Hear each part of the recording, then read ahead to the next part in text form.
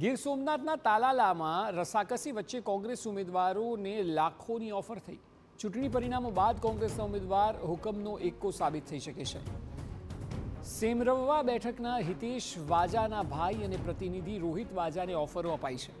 તાલાલા તાલુકા પંચાયતની 18 બેઠકોમાંથી ભાજપને 9, આમ આદમી પાર્ટીને 7 અને કોંગ્રેસને 2 મળી। હાલ બેઠક જીતનારા કોંગ્રેસના બંને ઉમેદવારો ચર્ચામાં છે।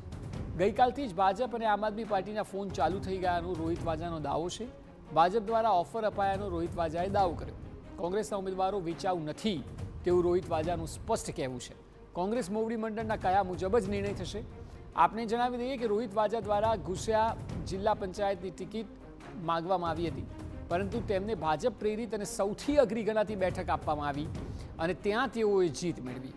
રોહિત વાજાએ આક્ષેપ કર્યો કે ભાજપ તોડજોડ કરતી પાર્ટી છે, ભાજપ લોભામણી સ્કીમો આપે છે અને બીજું ઘણું બધું આપે છે, પરંતુ કોંગ્રેસના કોઈ સભ્ય વેચાઉ નથી। ટેલિફોનિક કાલથી ચાલુ થયું છે બધાનું કે ભાઈ સમર્થન આપો, બંને પાર્ટીઓ દ્વારા આવે છે। એટલે ધાક ધમકી હોય છે કે ઓફર મતલબ પૈસાની હોય છે કે બીજી એ તો હવે બધા જાણે જ છે, ભાજપ કઈ ભાષામાં વાત કરે છે, ભારતીય જનતા પક્ષ કઈ ભાષામાં વાત કરે છે।